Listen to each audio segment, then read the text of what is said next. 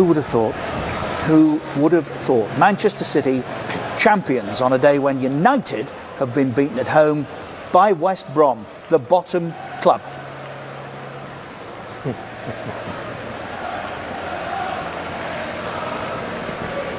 There we are. West Brom on 24 points now. We did leave the door slightly ajar. I started the weekend on Keys and Gray saying City cannot win the title this weekend, largely because I didn't believe that West Brom could go to Manchester United and win.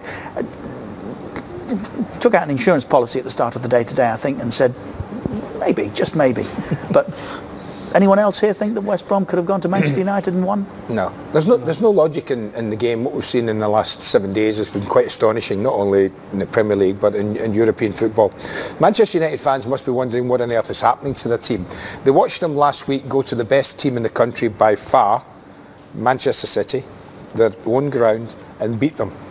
They then take on the worst team in the country at Old Trafford and get beaten by them.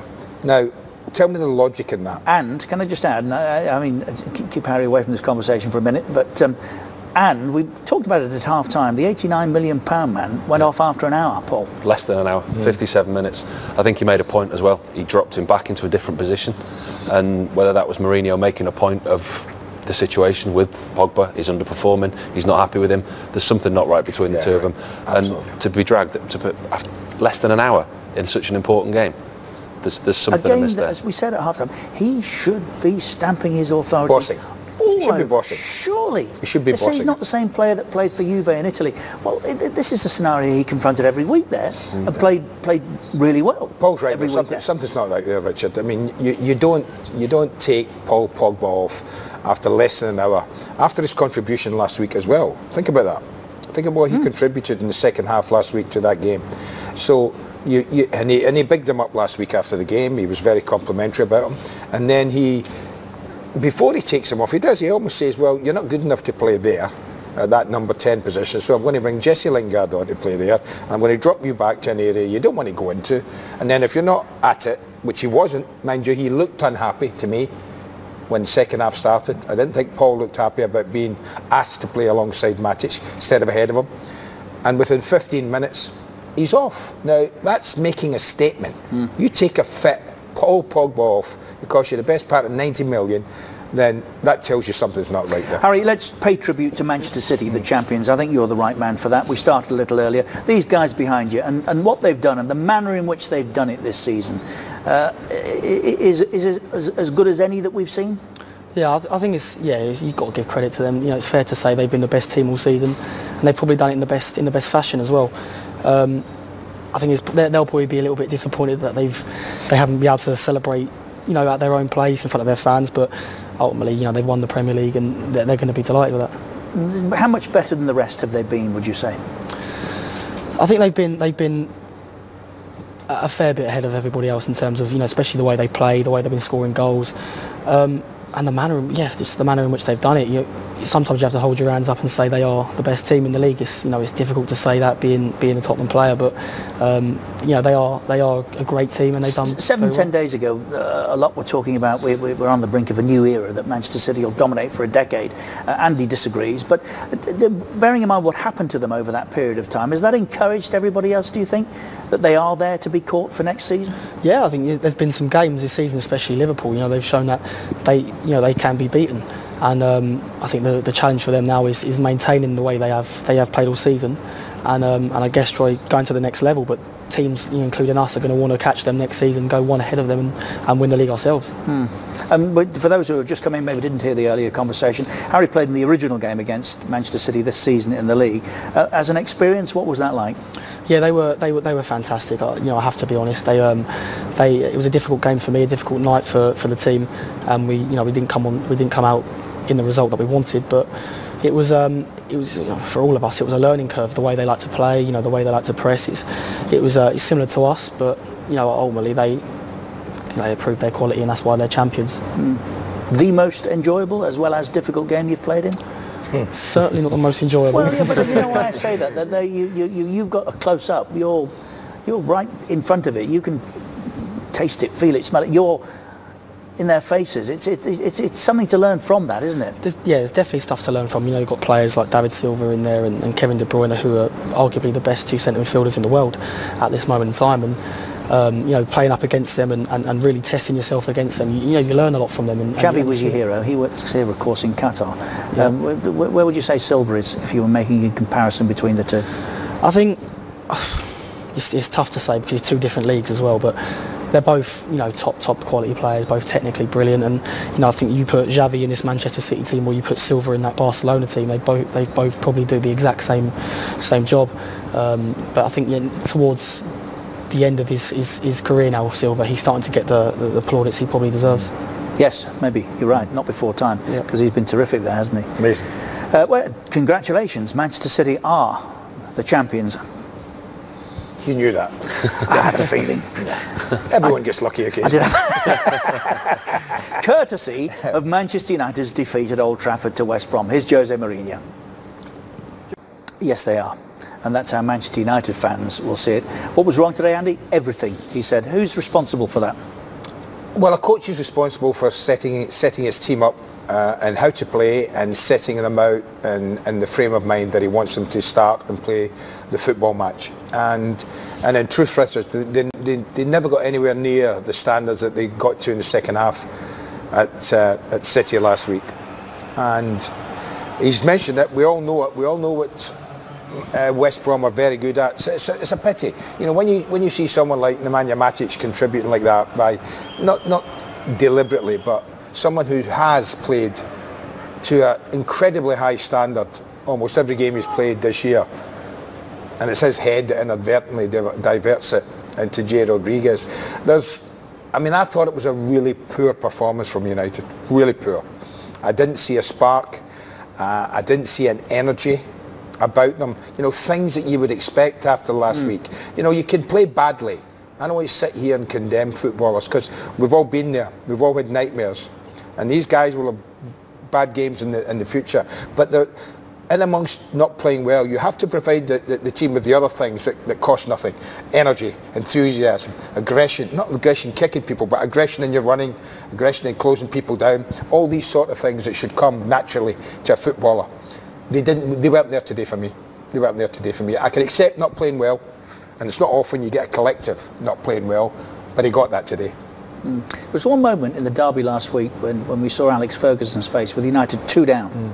I said to you 7 days ago, I'd love to have seen it at the end, but I wonder what he's thinking now. I can't remember in a modern era seeing Manchester United empty like that before the end of a football match. No. I can remember it under Big Ron's time towards the end, and Dave Sexton when he was in charge there. But Manchester United fans, Andy, winning a title playing like that, they'd probably settle for that. But coming second to Manchester City and playing like that.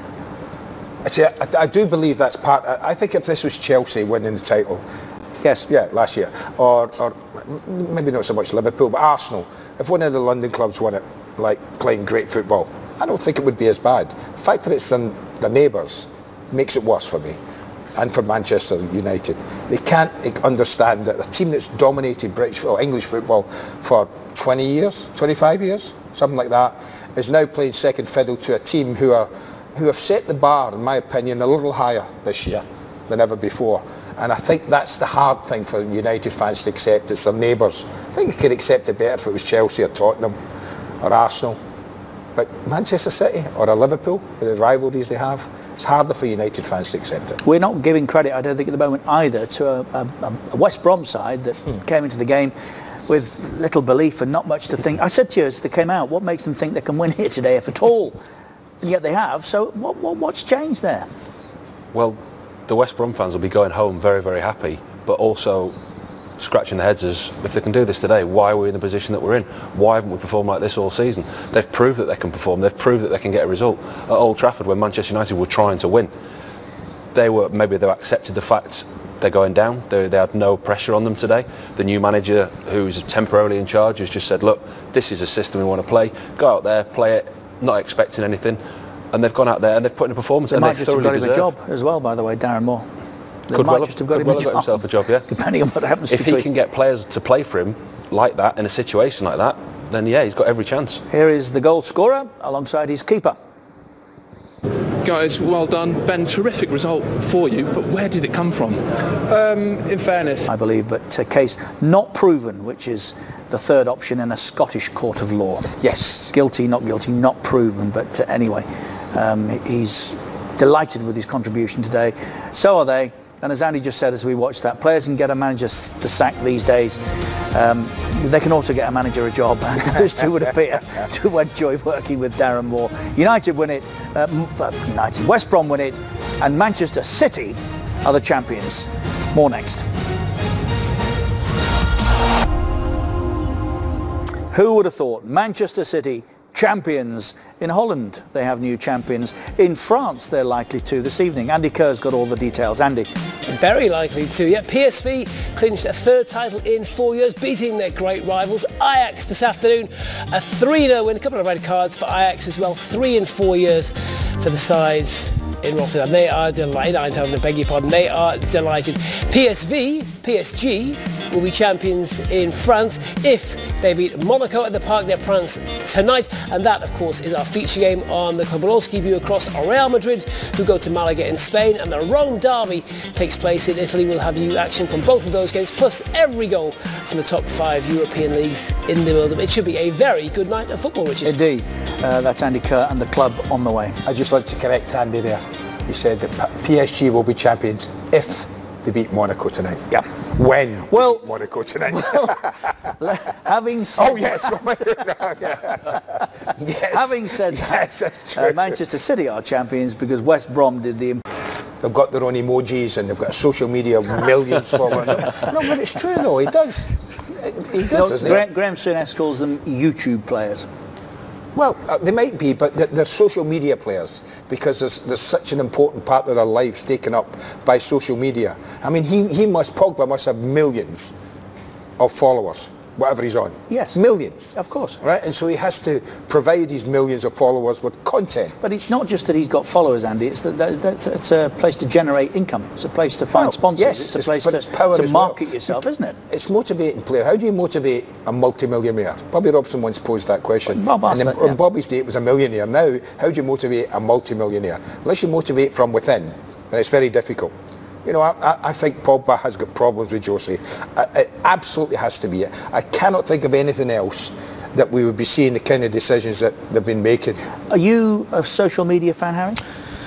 I am, but probably not to the extent of these boys. First of all, what are you, an Instagram, a Twitter, or? I think, yeah, I'm a bit of everything, really. Yeah. Probably not to that extent. I think my followers is not as big as that. Give it time. But I suppose a lot of it is just, I mean, I'm not as interactive as probably say someone like Paul Pogba is on there. But yeah, I think nowadays, like what you said, it is a good marketing tool as well for. You see, I also think you know, I mean, we're so old compared to yourself. I remember the days when players would go to work on a bus.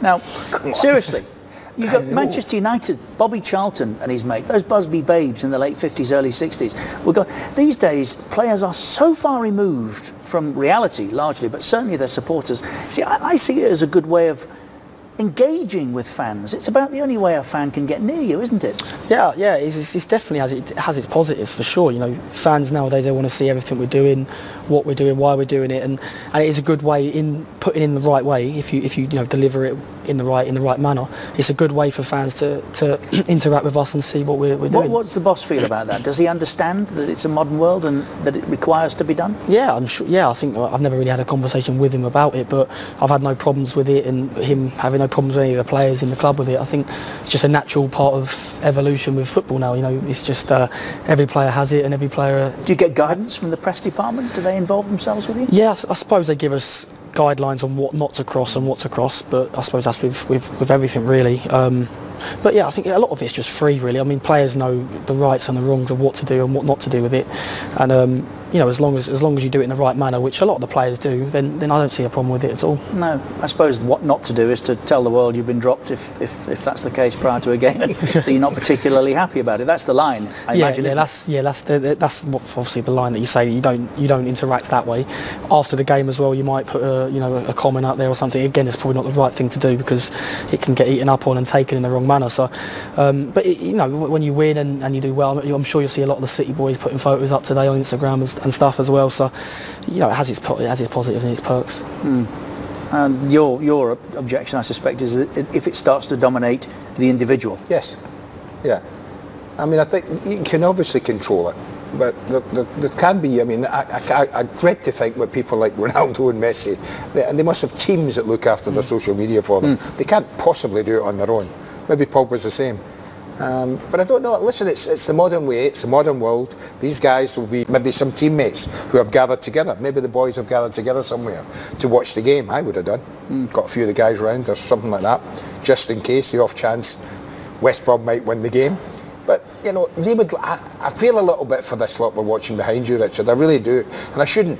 But I feel that the fact that they would have wanted to have finished it off on the football pitch, because that's where they've done. Although they can step out next week as champions. Yes, as champions. But what I'm saying to you is to actually win a football match that you play in and you're announced as champions, it's different. It really is different. Harry, before we lose you, do you mind if we spend a couple of minutes talking about the gaffer? What is Pochettino like to play for? What sort of character is he? He's exactly the way he comes across on TV. He's positive, he's energetic, he's approachable, and I suppose for me, I've coming through the academy, he's done a lot for me, and every time I play I feel like I've got to repay that faith in him. It's very well documented how difficult it is for for young British players to get the opportunity in the Premiership, especially at a top four club. And I suppose his ideas as well are so clear to us boys. We know exactly the way we want him. He wants us to play the way we need to play to win games, and he's definitely taken the club. When you say he's done a lot for you, what and when do you think he became aware of the fact that you could end up playing in his first 11?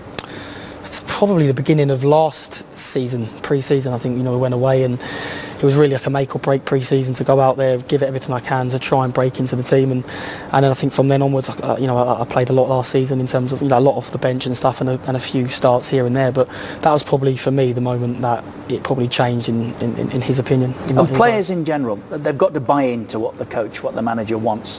What's his secret? Why have Tottenham? Because to a man, that would appear to be so. Yeah, I think he's just understanding the squad he's got. We're quite a young, energetic squad, and we like to play, and understanding the players. We've got people like you've mentioned already, Eriksen, Kane, Dele, people who are top players, and they want to be playing free flowing football, and they want to be on the front foot and have positive effect against teams. And I suppose he understands that, and he's moulded us, and the intensity in which we train and play, it only makes you a better train player. As well. See, that's interesting. Fergie famously was always first in and last out. Is he? Yeah. I've heard stories that he's in 8 o'clock in the morning. You've heard stories? Yeah. So you're obviously he's not. Never there. Probably not that early. Yeah.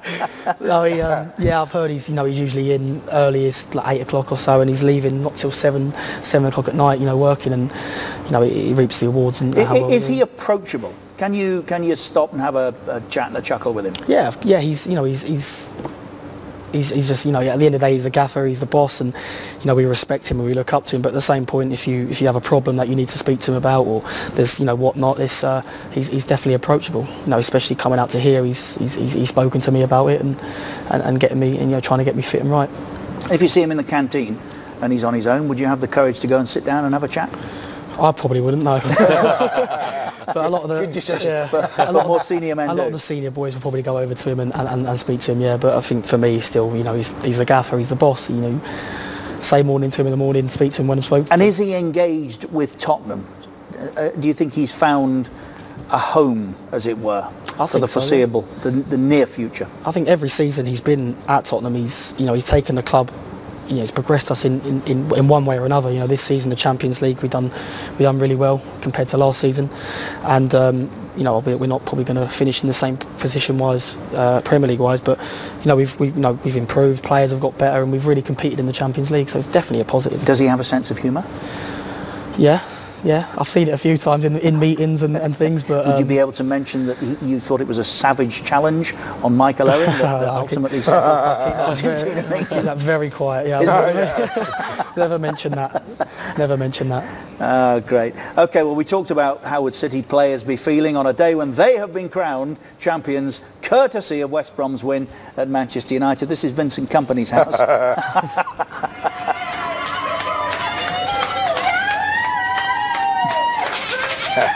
Don't get me around watching that. There'll be a few of them there. And I'll guarantee that's floated out on the social media, you see. So there's the argument for it, that you can share moments such as that, isn't it? Listen, lots of arguments for it. We live in a modern world. Yeah. Just do it the right way, though. Do it the right way. Has this been a productive time for you with us here in Qatar, Aspetar? Yeah, I've loved it. I've loved my time out here. I've had to work hard in the day. In the mornings, I've got a bit of sun, which has been nice as well. And just a little bit of a head clearance. It's been a difficult season in terms of playing and out with another injury. Not a lot of time left, but do you think the World Cup might still be achievable for you this time round? Well, I mean, I dream. I don't give up on that dream. So until I've been told otherwise, then of course, I'm going to work my best when I get back to training, to try and get fit, to try and get some game time. And it's a dream of mine. And if I can, brilliant. If not, then. I like to say I've given everything I possibly can to go there. Well, if you don't make it, then there is a very warm welcome waiting for you this summer here in Qatar as we watch the World Cup. Might be a few degrees hotter if you come back by then. we certainly love to see you back. I do wish you well, and very much hope that you make it, of course. But if not, there's another way of watching the World Cup. Thank you. Which allows me to mention that if you're not a subscriber and you want to watch the World Cup, upgrade. If you are, if you're not, then subscribe and you'll get it for free. It's a time-limited offer. beinsports.net/World Cup. Here's the man that caused a major upset today. First of all, many congratulations. Just sum up that result and that performance from your side.